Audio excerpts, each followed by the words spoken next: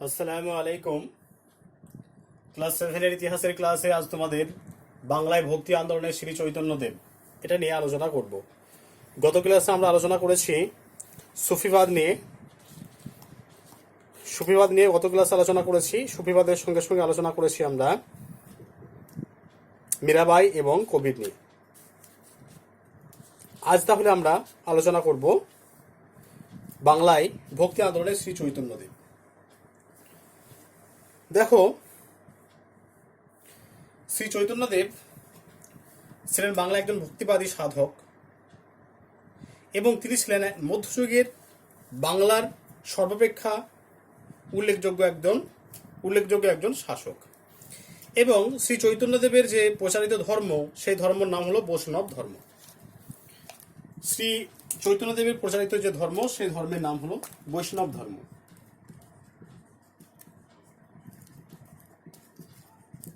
দেখো, বৈষ্ণব কাদের বলে? যারা বিষ্ণুর উপাসক।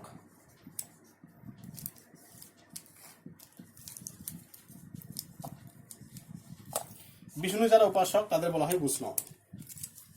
শ্রী চৈতন্যদেব এই বিষ্ণুর উপাসক ছিলেন এবং তার যে প্রচারিত ধর্ম, সেই ধর্ম বৈষ্ণব ধর্ম নামে পরিচিত। দেখো, শ্রী চৈতন্যদেবের যে পূর্বজীবন, সেই পূর্বজীবন সম্পর্কে যদি আমরা জানি, পূর্বজীবন সম্পর্কে যদি আমরা দেখি, তাহলে দেখব যে শ্রী চৈতন্যদেব 1486 খ্রিস্টাব্দে, তাহলে জন্ম পূর্বজীবন বা জন্মস্থান যদি আমরা আলোচনা করি, পূর্বজীবন 1486 খ্রিস্টাব্দে শ্রী চৈতন্যদেব বাংলার নদিয়া জেলার নবদ্বীপে এক সম্ভ্রান্ত ব্রাহ্মণ পরিবারে জন্মগ্রহণ করেছিলেন। বাংলার নদিয়া জেলার নবদ্বীপে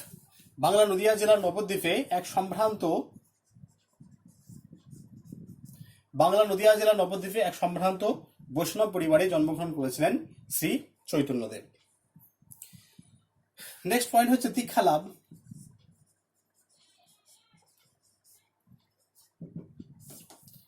লাভ। দেখো, শ্রী চৈতন্যদেব 22 বছর বয়সে বৈষ্ণব দীক্ষাগুরু ঈশ্বরপুরীর কাছে তিনি দীক্ষা নিয়েছেন। বৈষ্ণব দীক্ষাগুরু ঈশ্বরপুরীর কাছ থেকে তিনি দীক্ষা নিয়েছিলেন। তিনি মাত্র 22 বছর বয়সে তিনি দীক্ষা নিয়েছিলেন এবং তিনি 22 বছর বয়সে ঈশ্বরপুরীর কাছে দীক্ষা নিয়ে তিনি বৈষ্ণব ধর্মের মাহাত্ম্য প্রচার করেন। তাহলে শ্রী চৈতন্যদেবের গুরুর নাম কি? কার কাছ থেকে তিনি দীক্ষা নিয়েছিলেন?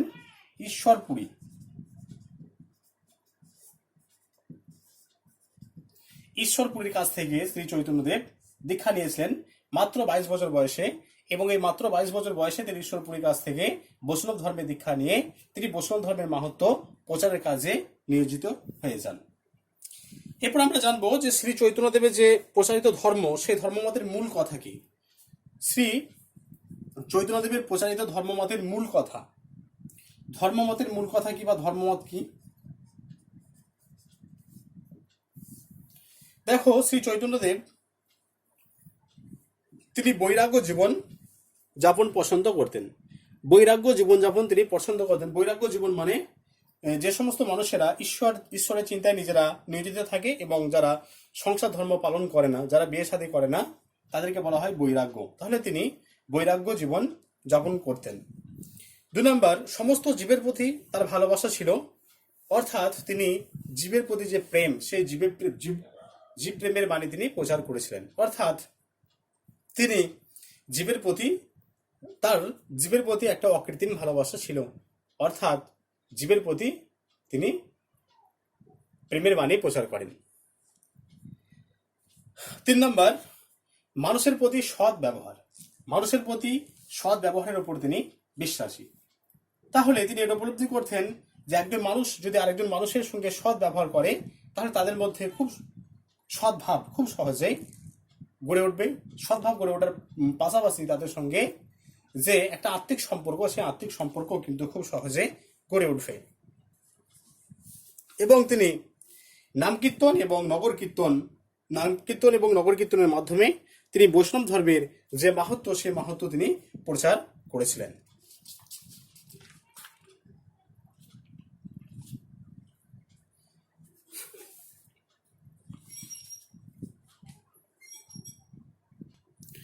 দেখো কীর্তনের কথা বলা হলো, তাহলে কীর্তন কি সেটা জানতে হবে। কীর্তন কীর্তন কি?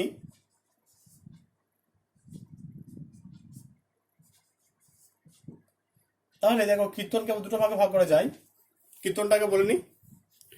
কীর্তন হলো শ্রী চৈতন্যদেব ভক্তিবাদী আন্দোলনে প্রচারের জনসংঘ হিসেবে প্রচারের যে জনসংযোগ, সেই জনসংযোগ প্রচারের জন্য বা জনসংযোগ প্রচারের উদ্দেশ্যে ওপর দিকে দুহাত তুলে গেরুয়া বসন পরে হরে রাম হরে কৃষ্ণ করে, হরে রাম হরে কৃষ্ণ করে বা হরে রাম হরে কৃষ্ণ নামে যে গান করতেন তা কীর্তন নামে পরিচিত। যাদের জায়গায় দেখবে বৈষ্ণবরা যারা বসবাস করে, যে জায়গায় বৈষ্ণবরা যেখানে বসবাস করেন সেখানে দেখবে তারা মাঝে মাঝে এরকম ওপর দিকে গলায় একটা লম্বা মালা নিয়ে ওপর দিকে দুহাত তুলে হরে রাম হরে কৃষ্ণ করে তারা ঘুরে বেড়ায়। এটাকে বলা হয় কীর্তন। তাহলে কীর্তন দু রকমের, একটা হচ্ছে নাম কীর্তন আর একটা নগর কীর্তন। একটা নাম কীর্তন আর একটা হচ্ছে নগর কীর্তন। দেখো একটা নাম কীর্তন আর একটা হলো নগর কীর্তন। নাম কীর্তন কি বা নাম কীর্তন কাকে বলে? যে কীর্তন ঘরে বসে গাওয়া হয়, যে কীর্তনগুলো ঘরে বসে গাওয়া হয় তাকে বলা হয় নাম কীর্তন। যে কীর্তন ঘরে বসে গাওয়া হয় তাকে বলা হয় নাম কীর্তন। আর যে কীর্তন নগরে শোভাযাত্রা করে ঘুরে ঘুরে গাওয়া হয়, নগরে শোভাযাত্রা করে ঘুরে ঘুরে যে কীর্তন গাওয়া হয় তাকে বলা হয় নগর কীর্তন। তাহলে কীর্তন দেখো আরেকবার বলে দিই। কীর্তন কি? ভক্তিবাদী সাধক শ্রী চৈতন্যদেব বাংলায় যে বৈষ্ণব ধর্ম প্রচার, সেই বৈষ্ণব ধর্ম প্রচারের জনসংযোগ হিসাবে ওপরের দিকে দুহাত তুলে সুর করে হরে রাম হরে কৃষ্ণ নামে যে গান করতেন তাই কীর্তন নামে পরিচিত। এই কীর্তনকে দুটো ভাগে ভাগ করা যায়, একটা নাম কীর্তন আর একটা নগর কীর্তন। তাহলে যে কীর্তন ঘরে বসে গাওয়া হয়, যে কীর্তন ঘরে বসে গাওয়া হয় তাকে বলা হয় নাম কীর্তন। আর যে কীর্তন শোভাযাত্রা করে ঘুরে ঘুরে শহরে গাওয়া হয় তখন তাকে বলা হয় এই নগর কীর্তন। এই যে বৈষ্ণব আন্দোলন, তাহলে এই বৈষ্ণব আন্দোলন, সেই বৈষ্ণব বাংলায় যে বৈষ্ণব আন্দোলন, সেই বাংলায় বৈষ্ণব আন্দোলনের প্রাণকেন্দ্র ছিল নদিয়া জেলার নবদ্বীপ। যেহেতু শ্রী চৈতন্যদেব নদিয়া জেলার নবদ্বীপে জন্মগ্রহণ করেছিলেন, তাই বাংলায় বৈষ্ণব আন্দোলনের যে পীঠস্থান বা প্রাণকেন্দ্র সেটা হলো এই নদিয়া জেলার নবদ্বীপে।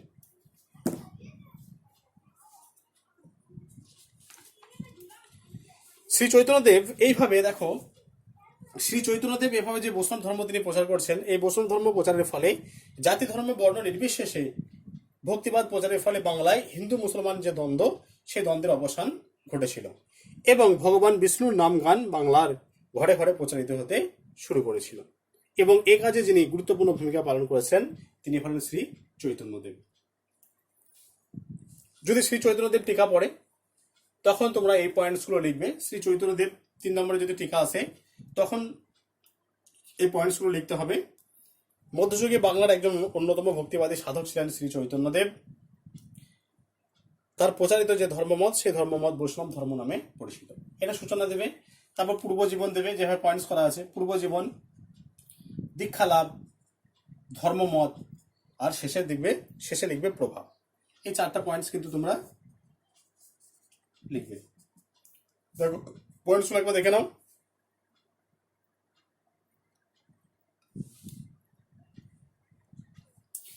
পূর্বজীবন, দীক্ষা লাভ, ধর্মমত আর প্রভাব, এই 4টা পয়েন্টস তোমাদেরকে লিখতে হবে যদি শ্রী চৈতন্যদেব 3 নম্বরে টিকা আসে। সেক্ষেত্রে শ্রী চৈতন্যদেবের জন্মের আগে বাংলায় হিন্দু সমাজের কি পরিবর্তন লক্ষ্য করা যায়? হিন্দু সমাজের পরিবর্তন।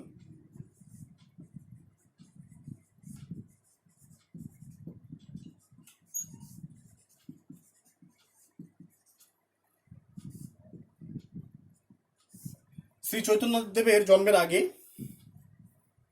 বাংলার যে হিন্দু সমাজ, সেই হিন্দু সমাজে কি কি পরিবর্তন ঘটেছিল সে সম্পর্কে একটু আমরা জানবো।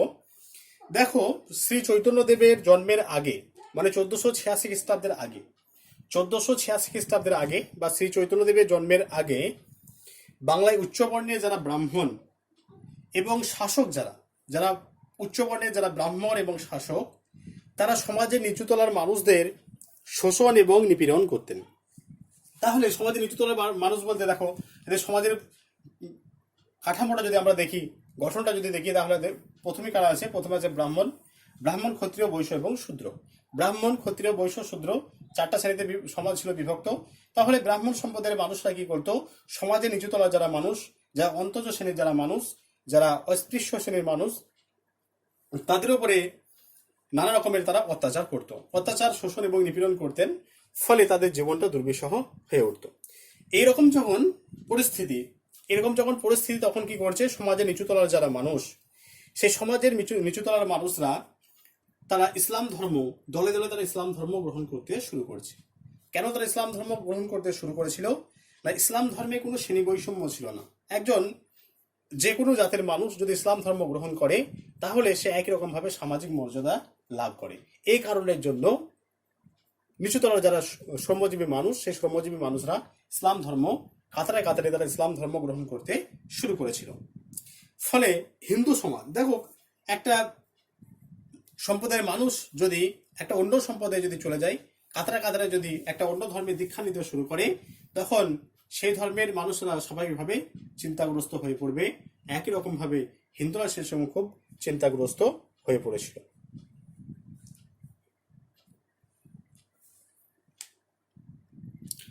এবার আমরা আলোচনা করব বাংলায় বৈষ্ণব আন্দোলনের ফলাফল নিয়ে।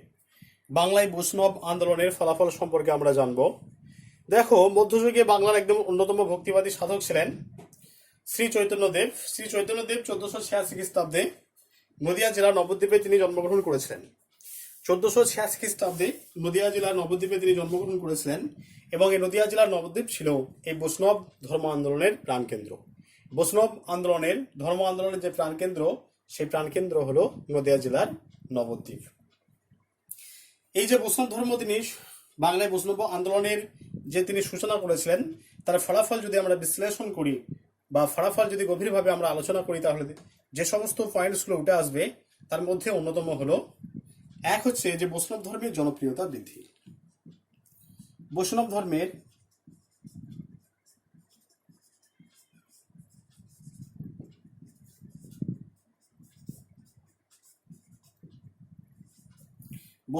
জনপ্রিয়তা বৃদ্ধি। বৈষ্ণব ধর্মের জনপ্রিয়তা বৃদ্ধি।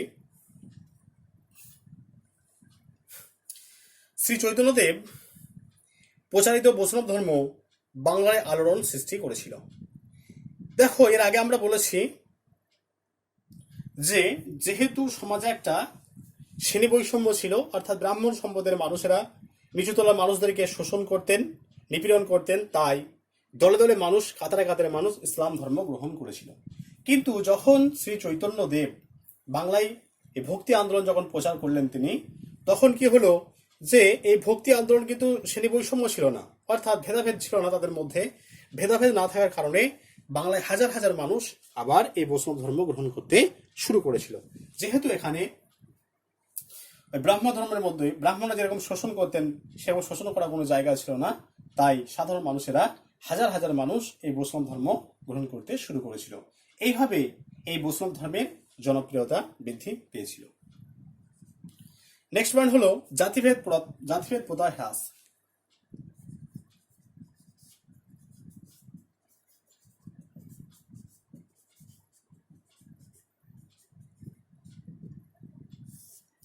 জাতিভেদ প্রথা হ্রাস। দেখো, শ্রী চৈতন্যদেব এবং তার যারা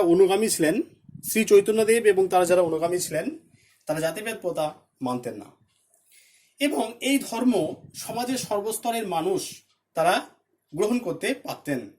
এর ফলে বাংলায় পুরোপুরি না হলেও কিছুটা জাতিভেদ প্রথা হ্রাস পেয়েছিল। দেখো, পুরোটাও না হলেও কিছুটা কিন্তু জাতিভেদ প্রথা হ্রাস পেয়েছিল এই শ্রী চৈতন্যদেবের বাংলায় যে বৈষ্ণব আন্দোলন, সেই বৈষ্ণব আন্দোলনের ফলে। এরপর আছে বাংলা ভাষা ও সাহিত্যের বিকাশ।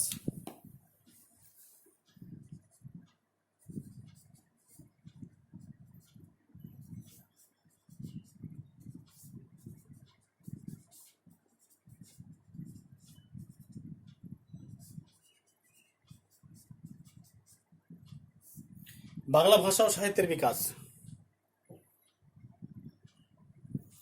বাংলা ভাষা ও সাহিত্যের বিকাশ।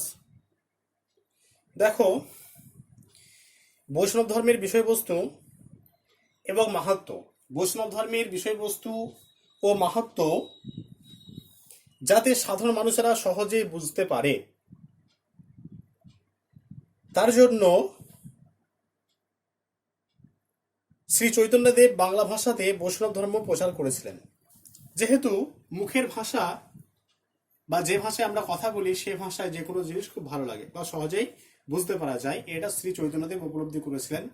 তাই তিনি মানুষের যে প্রচলিত ভাষা সে ভাষাতে তিনি কি করেছিলেন না ধর্ম প্রচার করেছিলেন।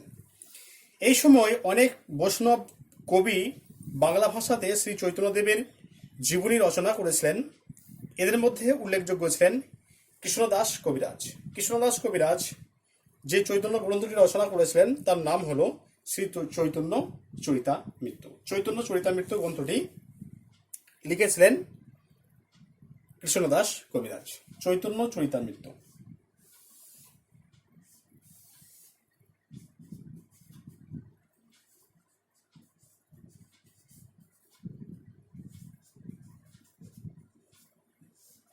এই চৈতন্য চরিতামৃত এই গ্রন্থটা রচনা করেছিলেন কৃষ্ণদাস কবিরাজ।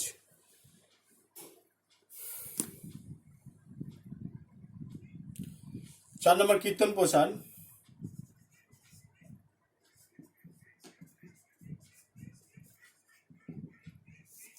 কীর্তন প্রচার। শ্রী চৈতন্যদেবের জন্মের আগে বাংলায় কীর্তন গান ছিল, পুরোপুরি ছিল না বললে নয়, ছিল। তবে শ্রী চৈতন্যদেব সেই গানকে আরো বেশি জনপ্রিয় করে তুলেছিলেন। শ্রী চৈতন্যদেবের কীর্তন গানের মাধ্যমে তিনি বাংলায় ভক্তিবাদ প্রচার করেছিলেন এবং বাংলায় ভক্তিবাদ প্রচারের ক্ষেত্রে তিনি এই কীর্তনকে ব্যবহার করেছিলেন। তাহলে কীর্তন দুই প্রকার, একটু আগে বলেছি। কীর্তন দু রকমের, একটা হচ্ছে নাম কীর্তন, একটা নগর কীর্তন। নাম কীর্তন কি না, যে কীর্তন ঘরে বসে গাওয়া হয়, যে কীর্তন ঘরে বসে গাওয়া হয় তাকে বলা হয় নাম কীর্তন। আর যে কীর্তন নগরে শোভাযাত্রা করে ঘুরে ঘুরে গাওয়া হয় তাকে বলা হয় নগর কীর্তন। তাহলে এর মূল্যায়ন বা প্রভাব যদি আমরা বিশ্লেষণ করি বা মূল্যায়ন বা প্রভাব যদি বলি, তাহলে বলবো, দেখো মূল্যায়ন বা প্রভাব, এই ক্ষেত্রে মূল্যায়নে আমরা দেবো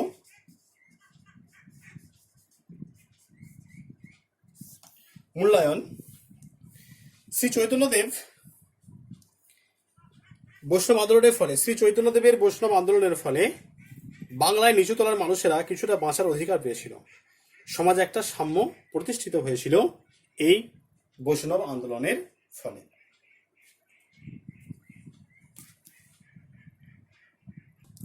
দেখো এরপর আছে বাংলায় বৈষ্ণব আন্দোলনের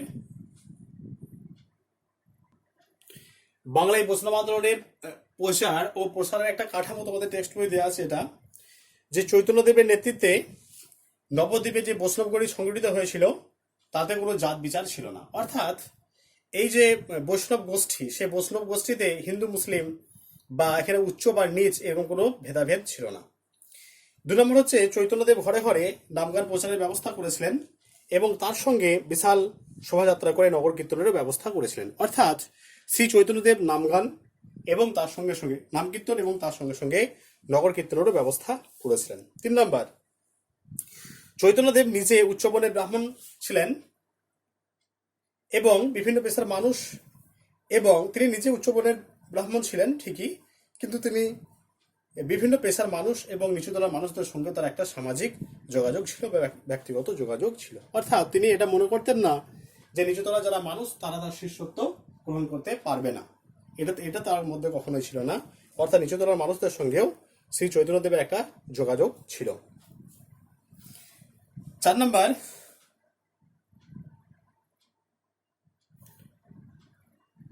শ্রী চৈতন্যদেব প্রচলিত যে সমস্ত ধর্ম, লোকধর্ম যেগুলো, সেই লোকধর্মে তিনি কখনো বিরোধিতা করেননি।